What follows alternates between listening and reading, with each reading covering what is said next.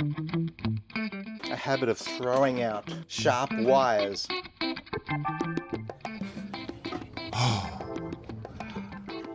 I'm working on the boat jobs list. This is the master list, but we're running out of time. This may be our last visit to Jupiter this season because summer's coming. There's a chance we might come back next month, but can guarantee you it's going to be hell. It's going to be so hot. We hauled out in May 2 years ago and it was so hot. So I'm starting to prioritize. You can see on this master list here, I've actually crossed out one job. It's because the jobs are big, you know. It's like Nyalic, all the builders. We've got 10 different compartments that we need to clean up and Nyalic, and I've done 2. They are not priorities because there's no active corrosion going on anymore. Whereas on the deck, there is active corrosion. So, priorities, deck corrosion. That I want to address that before we leave the boat for the summer. Also, the transoms, the leaky lockers that every time there's dew on the deck, that water drips into our transoms. So, the 2 transom compartments, I do want a Nyalic. I want to get in there, clean it up with a wire brush and get that Nyalic on it to seal it. So that sealing weather strip doesn't work. I'm gonna try rubber, just some softish rubber next, and see if we can't seal that up. But you've seen it. The problem is it's recessed, so any water just sits in there. So that's an issue. I don't know how I'm gonna fix that in the long run. Still working on that one. I should just weld it closed, but it's really handy. We store 10 jerry cans in each side.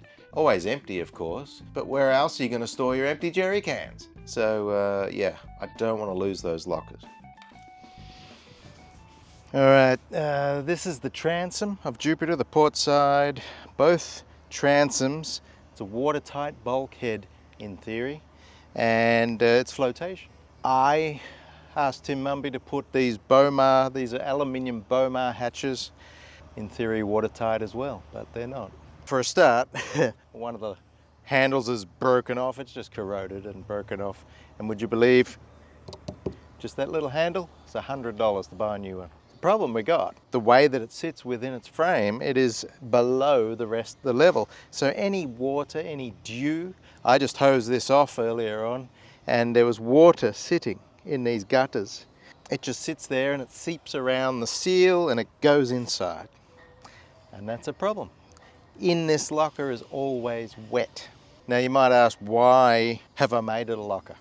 Well, what I do is on this side, I keep my empty fuel jerry cans, and on the other side it's my empty water jerry cans. So it's very handy. There's 10 of these jugs, 5 gallons each. That's a bit of volume, and this is a really good storage area. And it also helps with flotation because these jerry cans are sealed shut. They're airtight. But I've got to be able to stop this water from going in. I put this new seal on last time I was here. It's already completely flattened out. It's that weather, closed cell foam, that weather strip. That's not working. I am going to prepare this compartment for Nyalic. I'm going to clean it up really well. Going to examine for any corrosion, and there is some. Wash it, prepare it, and Nyalic it. So just going to get the jerry cans out now.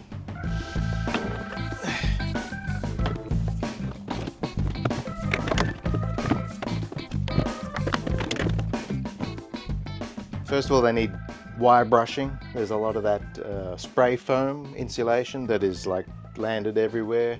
It's hard to tell whether that's corrosion or spray foam. So I'm gonna get a wire brush in there on the bottom 2 sections on each side. So 4 sections in between the stringers. I'm gonna clean up real good so that we can put the Nyalic on and just seal them up. There is corrosion in there, so after wire brushing, I'm gonna vacuum it all out and get the sandblaster in there and get into that pitting. That means I have to Nyalic it today as well. But before I Nyalic it, you know the process from the last video. I got a vinegar wash or acid wash. Then I got a simple prep it, and then which is the alkalizer. And then I got to right rinse, which is the neutralizer, before Nyalicing today. I've got 2 transoms, obviously. Not sure if I'll get them both done today, but I'll try. And then that is the dirtiest, most difficult ones to do. Difficult because it's enclosed Well, I've got a hatch above me. The fumes from the solvent is pretty severe, so I'll be using the NOsh filters on my breathing. I'm going to use scuba diving goggles to keep it out of my eyes while I'm painting. All the other steps are fine, but it's just the actual application of the Nyalic which is pretty fumy. Ideally, I would have ventilation fans sucking it out. It's been really windy, so it's not yet today, but yesterday it was, and I'm hoping it'll pick up today to vent those fumes out. I don't have any ventilation fans, but that's ideal what you need, like something like an 8-inch tube with a fan sucking all those fumes out. That's ideally what you need. Next time I'll get those, but haven't got them today. So I'm going to be using, do you like my tool set, by the way? It's well organized. I'm going to be using stainless steel brush cup on the flats and stainless steel wheel on the, behind the T's, which is hard to get into. So these things have a habit of throwing out sharp wires. So I'm going to put my shoes on. Luckily I bought shoes this time. I didn't bring any last time, just my sandals. And I really want long pants, but my long pants are good. I don't want to fuck them up. I might also use my leather gloves. Oop, found the other one. That's cool. 2. Also got a stainless wire brush. This is like a welding cleaning brush. And I'm going to avoid using any steel things. Thank you to the people that have commented. Scraping around with a screwdriver is embedding impurities in the aluminium. So I'm going to avoid that.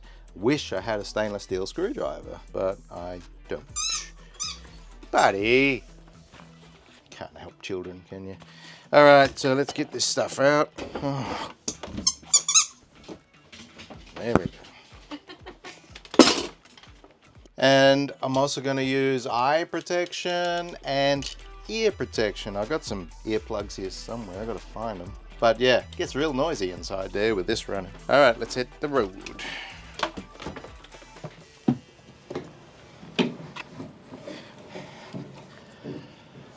If I'm not back in 5 minutes, just wait longer.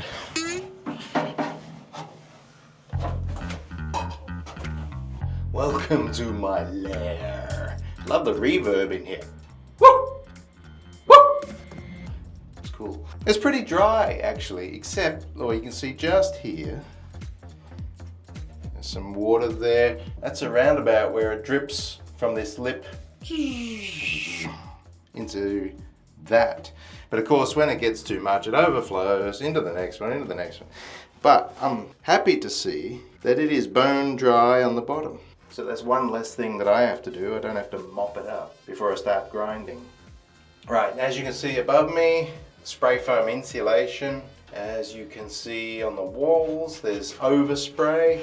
Look at that, that's just foam. So down here, it's hard to tell what's foam and what's corrosion. But you can see some white coral growth, I call it. That's definitely corrosion. And up here. So this, and this, I plan to make shiny.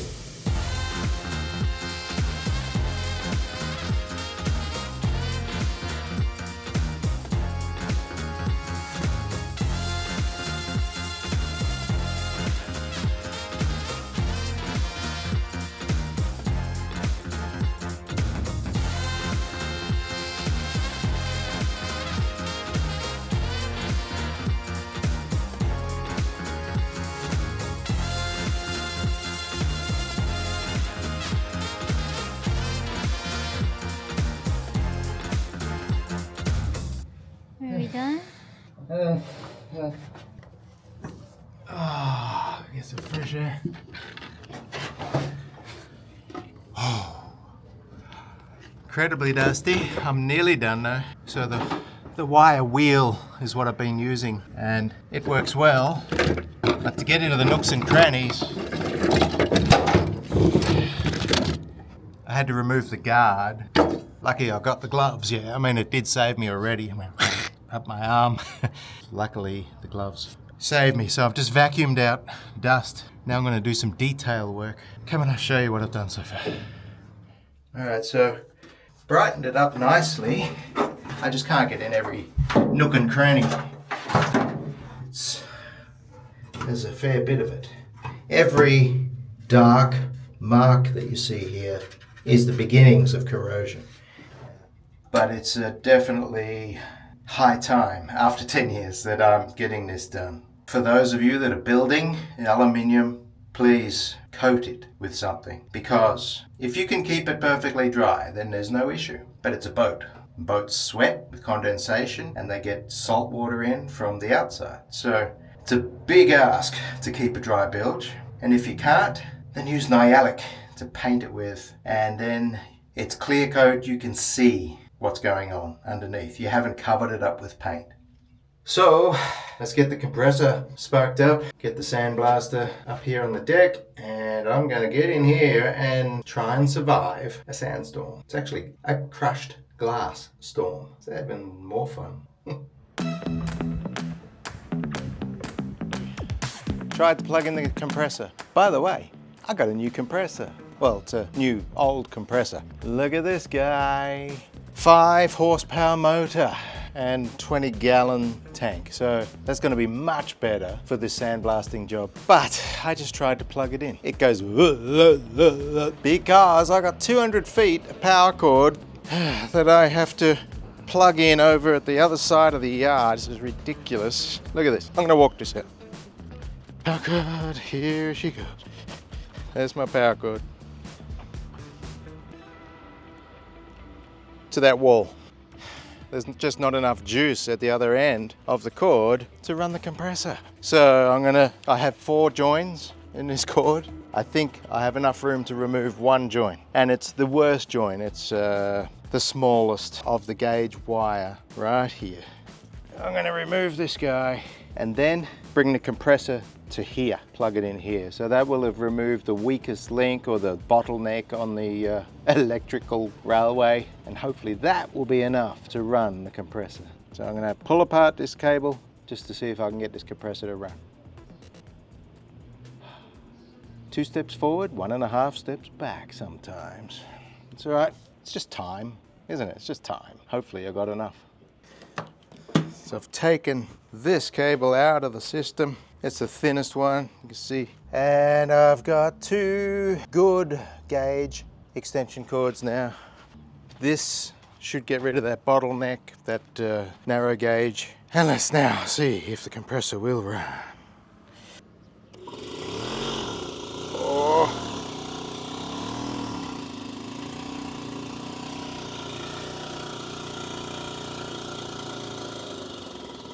That's not it.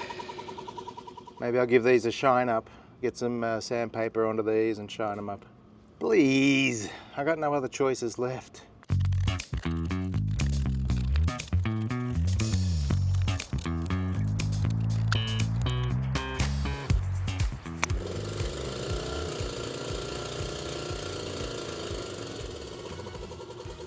Damn it! I've checked all the connections, the wiring. I'm getting 128 volts here at the end, so I checked this wiring. I mean, it ran fine back in the RV. It ran perfectly fine. So definitely big voltage drop, I'm guessing. So let's just check on these connections. They all seem fine. Well, it's voltage drop. I mean, even though the voltage is fine, it's 128 volts. Once it's under that load, the startup load, and it's rated at 15 amps, so I guess it's about that, or maybe it's a bit more, you know, for milliseconds, it won't start. I've dragged the compressor over to the power outlet, and I'll show you what happens.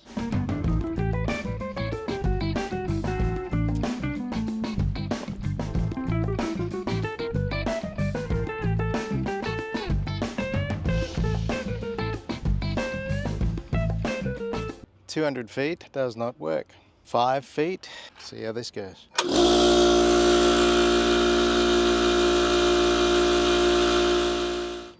What am I going to do? Ask him to install power on that side of the yard or move the boat? I can't do any sandblasting until that's done. This grinder is a cheap Chinese grinder that I bought 25 years ago, and it's still going. Not very well, mind you. The wires are hanging out and I've got them cable tied, but it's amazing. There is quality stuff coming from China, but there's a lot of rubbish as well. You got to pick through it, right? This is 230 volt, yeah. And I recently thought I need a 120 volt for Mexico. So I went to Harbor Freight and I bought the $15 one, the Warrior. This poor little cheapie, what was this, 20 bucks? Getting real hot. I should let him cool down. Where'd you buy that? Here? Harbor Freight. Might have been 15 bucks. And I tell you, I took that back pretty quick because the switch was dickies. All right, gambling, too much with that. And then I come back with this one, the Bauer, and it's been pretty good. This is about $40, I think it was. That one's fine too. So when Cece contacted us via email and said, would we demonstrate their grinder? I went, I've got grinders. I don't need any more grinders. Why do I need another grinder? I've got two right there. This is where the seamanship comes in to having a cordless grinder. What's that got to do with anything? Well, if you lose your rig, mast goes over. Usually it doesn't just fall off and disappear. It's usually bang, bang, banging on your hull because it's still attached by all the stays, right? It's attached by at least 5 points of connection of stainless steel rope. You need a cordless grinder to cut that shit away. You got to cut it away before it puts a hole in your boat. I specifically wanted the cordless. Up until now, I've justified, well, look, I'm not going to pay a couple $100 for a cordless grinder when I could just go out with an extension cord and cut it off. But can you imagine 120 volt extension cord outside in the waves crashing on the deck, let alone 230 volt? You're asking for more problems. Cordless is the way to go for being at sea. You don't have to be at sea. I've lost a mast right next to my mooring ball.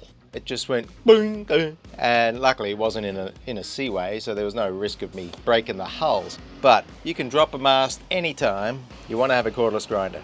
Everyone can get a cordless grinder these days, but I have never gone down that path. I haven't been trapped by the cordless tool rage that is happening. I am not yet attracted to the tool. It seems pretty good price, $100 for the tool. Oh, 70 bucks each for a battery? Oh, but you can exchange the batteries with the other tools, and then you just go and buy more and more tools so you can use up those batteries. That's the rort, is the battery's expensive, the tool's not. Until Cece showed me this. Check this out. Now, I've shown you this before. We opened it up together, right? I just haven't shown you the tool in action, and this is what we're going to do today. It's already seen a bit of action. You can see by the oh, I poured dirt on it, didn't I? So we didn't have to pay tax at the border. It's definitely old, isn't it? Definitely old. But anyway, point is, I'm pretty impressed by this tool. It's got a great feel, nice rubberized grip. It's got the Makita colors, I like that. And it comes with two batteries. Two! This whole kit, 70 bucks, 75 bucks, something like that. I tell you what, I'm pretty pleased, and they've got a bunch of other power tools too that I want to try out because I'm actually pretty impressed with the quality of this thing. To me, this is a great package for $75. I mean, look at all these discs. That right there is 30 bucks, right there. So the kit comes with, looks like 4 cutting wheels, 4 flap discs, and this one is a like a wood burr, so you can, you know, just carve away at timber with this one.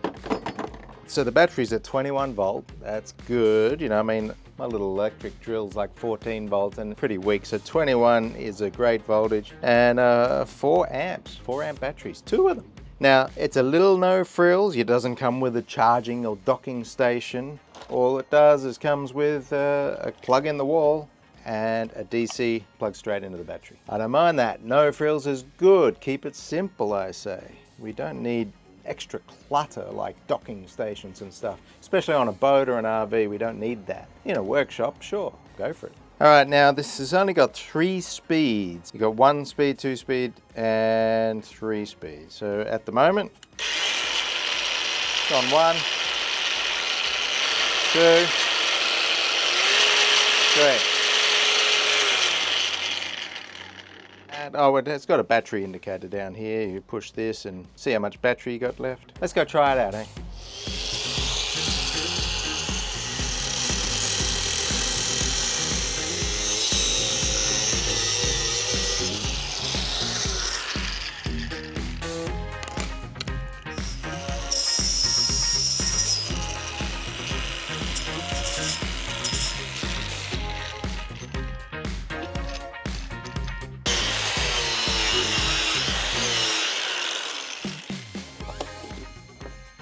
So check out CC, you can get it on Amazon. We've got a link down below. Click on that if you want to help support our channel. I like it, and I want to get more CC tools. Some of you guys have mentioned when I was trying to undo the prop shaft coupling bolts, the Allen bolts, and I was bending that Allen key, that I need to get an impact driver. So that's CC do an impact driver. I want to get one of them.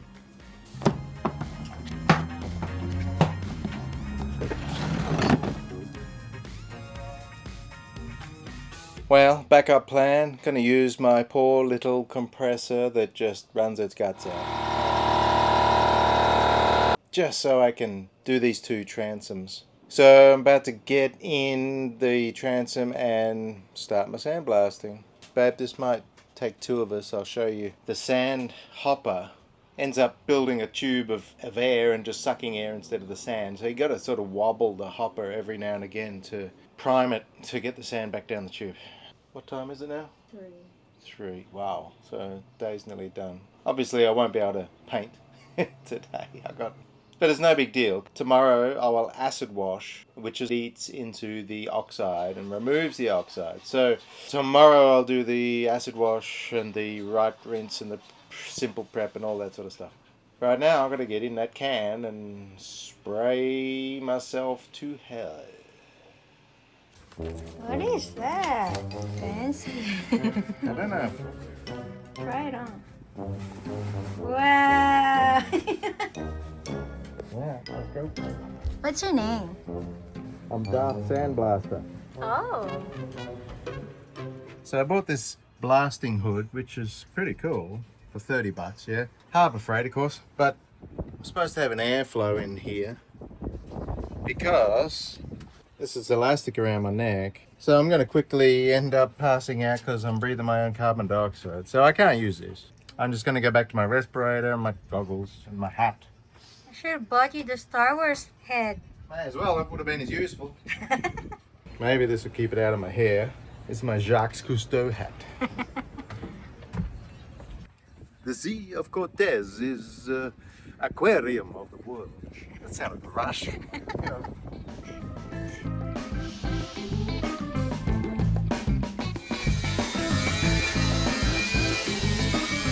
That's anything.